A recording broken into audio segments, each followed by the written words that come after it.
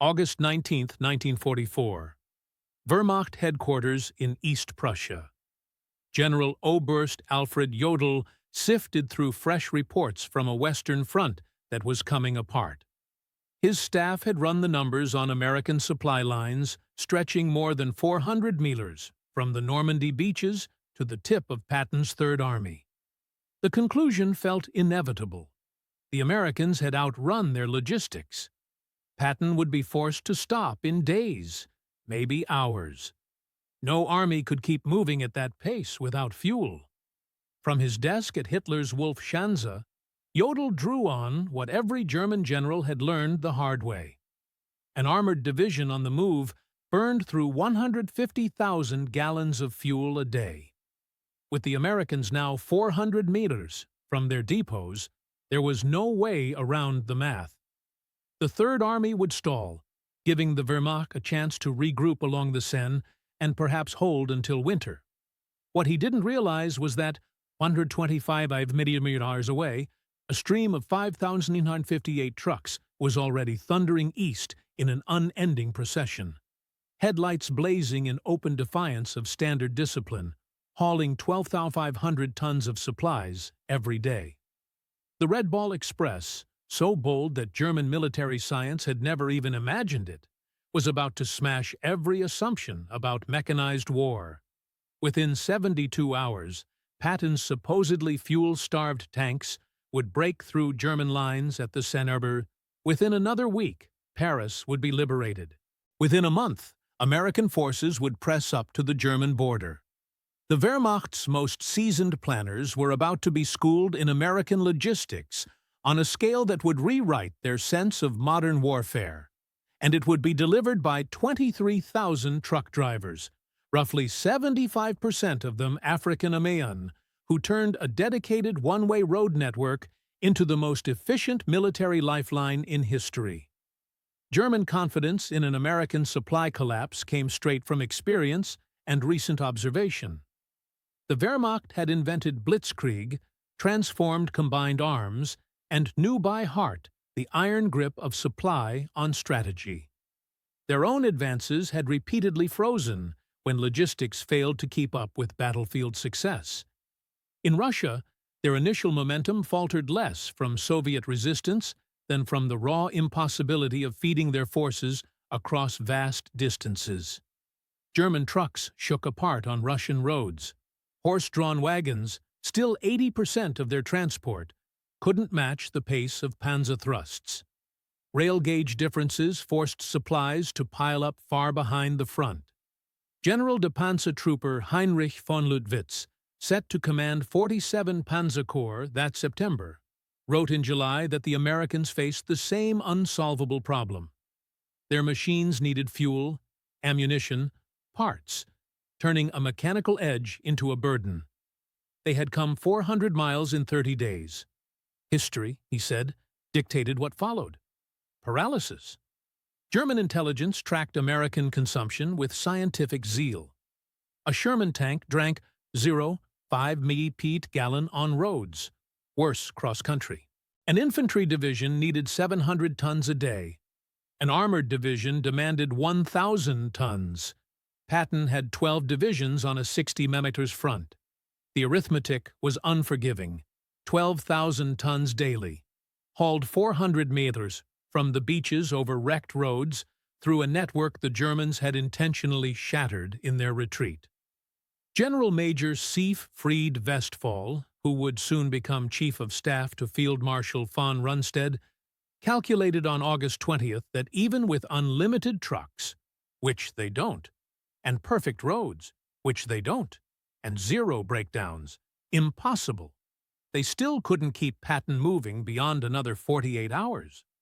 Physical laws, he insisted, didn't bend for American industry. At 2:00 p.m. on August 25, 1944, inside a requisitioned French chateau near Ley, Lieutenant Colonel Laurent Ayers of the Motor Transport Service faced a skeptical room. The figures were stark. The Third Army was consuming more, faster, than any force in memory, advancing at speeds no plan had envisioned. Standard methods, rail, scheduled convoys, Depot 2 distribution, were buckling. "Gentlemen," he said, "we're about to turn a highway into a one-way pipeline from Cherbourg and the beaches straight to the front. Vehicles will run 20 out of 24 hours. No halts except for gas and emergencies. Our floor is 2,500 tons a day." The name came from railroading. A red ball freight was an express shipment that trumped everything else. This would be the same idea. Total priority. Zero delays. On paper, the concept mocked German doctrine. 2 parallel one-way roads, one for loaded trucks going forward, the other for empty vehicles going back. Continuous, 24-hour movement with headlights on, discarding blackout rules. No stopping except for fuel and mechanical trouble.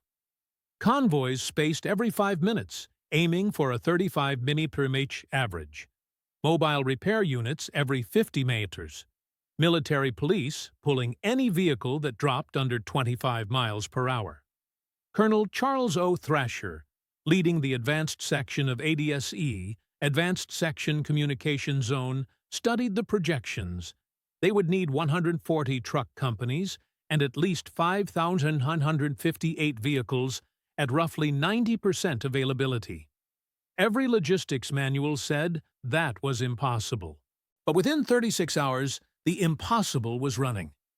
On August 26th, drivers of the 3916 Quartermaster Truck Company climbed into their GMC CCKW 22 1-2-ton deuce-and-a-half trucks, loaded with 105 mm shells, bound for Patton's guns near Melun, 300 meters to the east.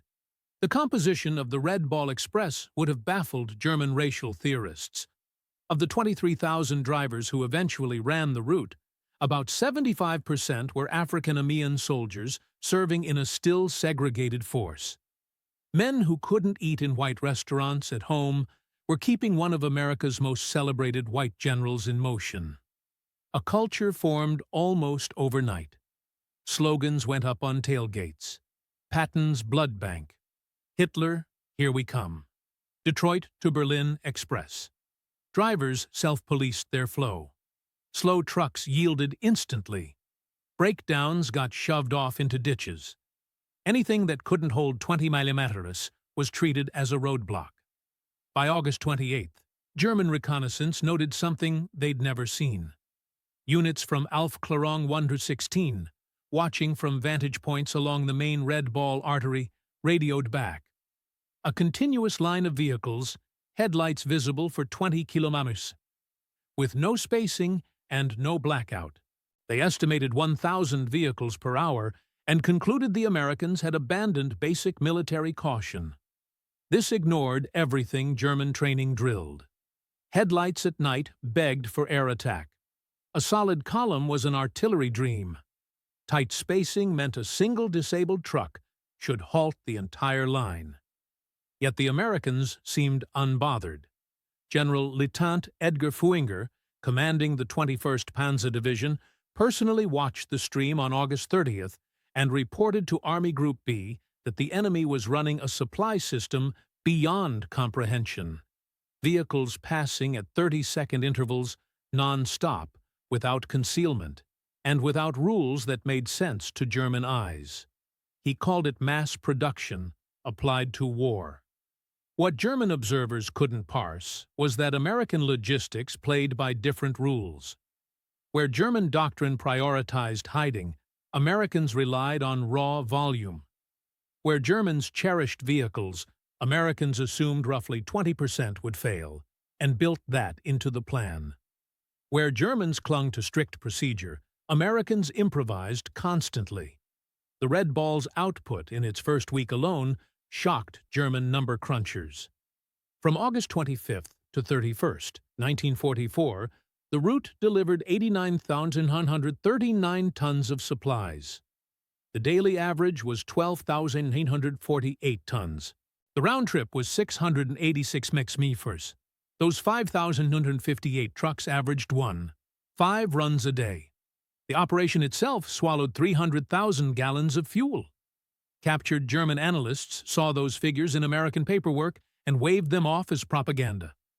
They weren't, and they were climbing. By September 5th, the Red Ball had settled into a tempo that German logistics officers, still relying on horse-drawn transport for 80% of their needs, couldn't accept as real. Convoys rolled out every 5 minutes from the western end. The standard convoy was 67 vehicles. Loads per truck were 5 tons by the book, 7 tons when overloaded, which happened often. The time to go 350 meters per hour one way was about 14 hours. Turnaround at either end took 2 hours. At any moment, around 5,000 vehicles were on the move. Innovation was constant. With roughly 1,800 breakdowns daily, mobile maintenance crews fixed what they could on the shoulder. They triaged repairs with a 15-minute limit before pushing dead trucks aside. They cannibalized parts from vehicles declared beyond saving. They swapped engines in 45 minutes using traveling cranes. When the designated Red Bull route clogged, drivers pioneered alternates on their own. They grabbed French buses to move personnel and free trucks for cargo. They pressed captured German vehicles into service, painting them olive drab. They bulldozed bypasses around shattered bridges, using rubble for roadbeds. Germans watching this apparent chaos couldn't reconcile it with the results. Fuel management stunned them most of all. The Red Ball Express burned 300,000 gallons a day just to keep itself running, more than many German armies received for all purposes, yet the tanks never ran dry. That was because the Americans had built a parallel marvel, Operation PLUTO, pipelines under the ocean, pumping gasoline beneath the English Channel. By September 1944, fuel was flowing through underwater pipes German intelligence hadn't even spotted. Forward dumps were positioned every 25 minutes along the route. Tanker trucks ran their own shadow convoys, making sure no driver waited more than 10 minutes for gas. General Major Walter Willemont, looking at aerial photos, remarked that the Americans had fuel dumps larger than German strategic reserves and burned more gasoline moving gasoline than panzer divisions used in combat. It wasn't war, he said, it was industrial overflow. The Red Ball Express didn't merely keep Patton supplied, it multiplied his speed. German doctrine held that an armored division could expect 20 to 30 miles of advance per day in ideal conditions. Patton's formations, fed by this rolling pipeline, averaged 40 to 60 miles a day for weeks. On September 1, 1944, the 4th Armored went 35 miles in the morning, stopped for resupply at noon, Red Ball trucks were waiting with fuel and shells, then pressed another 32 Haudetoimes that afternoon. That 67-millimeter single-day leap shattered German defensive assumptions built around a maximum 30 Panzers daily advance. Generaloberst Heinz Guderian, reading the reports from East Prussia, initially dismissed them. No armored force could sustain 60 Panzers a day for a week. Mechanics alone would fail. Propaganda, he assumed, or a misread. But intercepted American radio traffic confirmed it. More unsettling, the Americans often broadcast their positions in the clear, evidently convinced they could move faster than the Germans could respond. By September 5th, German intelligence had assembled a thick dossier on the Red Ball. The implications wrecked Wehrmacht planning. Every belief about American capability needed revision. Their notes listed realities that contradicted German military science. The Americans wasted vehicles freely, abandoning damaged trucks rather than nursing them. Drivers ran on stimulants for days, ignoring personnel norms. There was no camouflage discipline, exposing the system to air attack that somehow never materialized. Mechanical failure rates of 30% daily were overwhelmed by sheer redundancy. Fuel consumption was at a scale that would bankrupt any European state. Field Marshal Walter Model's sober reaction captured the mood. If the reports were right, they faced not just a superior army, but a superior civilization. An enemy that didn't hide because it didn't fear, that squandered resources because it had endless supplies, and one that couldn't be beaten by tactics alone. The drivers paid for that momentum in ways German observers couldn't hear. Many worked 72-hour stretches, eyes burning, hallucinating from exhaustion and benzodrine. Accidents claimed roughly 300 drivers during the period of Red Ball operations. Trucks collided in fog, rolled on broken roads, caught fire when overheated engines flashed. Yet morale stayed high. These men, mostly African-Americans, denied equal rights at home, knew they were doing something historic. Every mile and every ton was an answer to Hitler's racial myth. Captured officers put it plainly. Aust Hans von Luck, taken in September 1944, told his interrogators that the moment they grasped the American supply system, they knew the war was lost. The Americans broke every rule, wasting fuel, abandoning trucks, pushing drivers to collapse, yet succeeded by scale. They had industrialized war beyond German comprehension. For the rank-and-file Wehrmacht, the psychological weight was constant. At night, the rumble of American trucks never ceased. The sound stood for endless ammunition and endless gasoline. German riflemen sometimes had 3 cartridges each, while Americans shipped in millions of rounds. Noise became a weapon of its own. The vehicles themselves fascinated German engineers. The GMCC CKW, 1.2-ton truck, the Red Ball's foundation, was mass production made real. General Motors would turn out more than 500,000 by war's end, more trucks than the entire German military had of all kinds combined. Features that were rare luxuries in German fleets were standard here. All-wheel drive, automatic tire inflation, waterproofing that allowed 30-in forwarding, engines that tolerated low-quality fuel, heaters that worked in winter. Even more startling was the American approach to maintenance. Germans rebuilt engines. Americans swapped them. Germans rationed parts. Americans scrapped whole vehicles over minor faults. Germans prized master craftsmen. Americans fielded thousands of competent mechanics who could handle most repairs. As the front moved east, the Red Ball flexed with it at a pace that stunned planners used to weeks of preparation for any logistics change. When the original route to Chartres was no longer enough, the Americans spun up extensions overnight. White Ball Express, Rouen to Paris. Green Diamond, Cherbourg to railroad transfer points. Red Lion, Bayeux to Brussels. ABC, Antwerp, Brussels, Charleroi. Each route went from idea to operation in 48 hours. German staffs took weeks to do the same on paper. The Americans just painted new signs, assigned trucks, and rolled. The predominance of African-American drivers added a layer of shock for German racial theorists.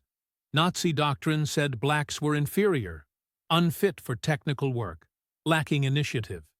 Yet these drivers were executing logistics feats their opponents could not match. The soldiers themselves were keenly aware of the contradiction. They knew what Nazis thought of them, and it pushed them to drive harder. They were challenging racism with ignitions and shift levers, undermining Nazi ideology with performance.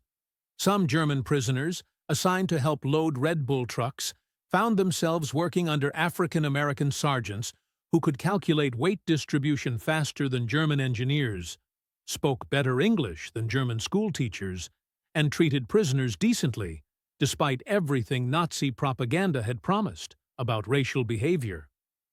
The Red Ball needed infrastructure that Germans believed couldn't be thrown up under fire.